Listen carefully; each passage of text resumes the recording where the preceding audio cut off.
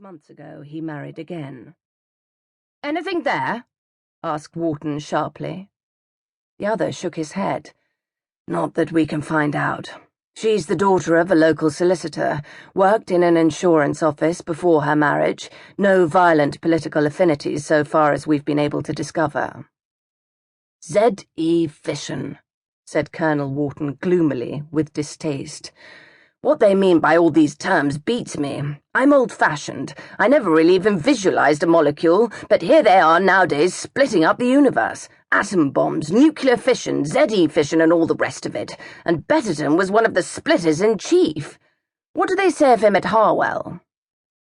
"Quite a pleasant personality. As to his work, nothing outstanding or spectacular. Just variations on the practical applications of ZEF." Both men were silent for a moment. Their conversation had been desultory, almost automatic. The security reports lay in a pile on the desk and had had nothing of value to tell. "He was thoroughly screened on arrival here, of course," said Wharton. "Yes, everything was quite satisfactory." 18 months ago," said Wharton thoughtfully. "It gets 'em down, you know, security precautions, the feeling of being perpetually under the microscope, the cloistered life. They get nervy, queer. I've seen it often enough. They begin to dream of an ideal world, freedom and brotherhood, and pool all secrets and work for the good of humanity.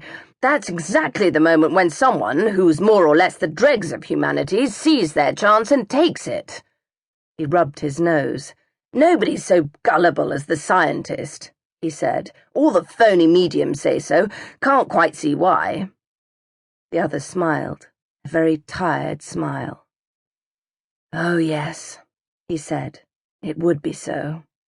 They think they know, you see. That's always dangerous. Now, our kind are different. We're humble-minded men. We don't expect to save the world, only pick up 1 or 2 broken pieces and remove a spanner or 2 when it's jamming up the works." He tapped thoughtfully on the table with his finger. "If I only knew a little more about Betterton," he said. "Not his life and his actions, but the revealing, everyday things. What sort of jokes he laughed at, what made him swear, who were the people he admired and who made him mad." Wharton looked at him curiously. "What about the wife? You've tried her?" "Several times." "Can't she help?" The other shrugged his shoulders. "She hasn't so far." "You think she knows something?" "She doesn't admit, of course, that she knows anything. All the established reactions, worry, grief, desperate anxiety, no clue or suspicion beforehand, husband's life perfectly normal, no stress of any kind, and so on and so on.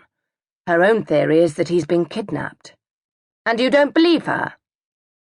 "I'm handicapped," said the man behind the desk bitterly. "I never believe anybody."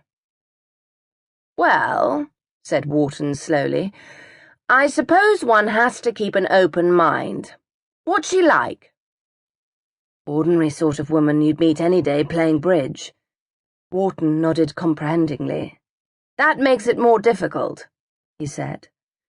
"She's here to see me now. We shall go over all the same ground again." "It's the only way," said Wharton. "I couldn't do it, though. Haven't got the patience." He got up. "Well, I won't keep you. We've not got much further, have we?" "Unfortunately, no. You might do a special check-up on that Oslo report. It's a likely spot." Wharton nodded and went out. The other man raised the receiver by his elbow and said, "I'll see Mrs. Betterton now. Send her in." He sat staring into space until there was a tap on the door and Mrs. Betterton was shown in. She was a tall woman, about 27 years of age. The most noticeable thing about her was a magnificent head of auburn red hair. Beneath the splendor of this, her face seemed almost insignificant. She had the blue-green eyes and light eyelashes that so often go with red hair. She was wearing no makeup, he noticed. He considered the significance of that whilst he was greeting her, settling her comfortably in a chair near the desk. It inclined him very slightly to the belief that Mrs. Betterton knew more than she had said she knew.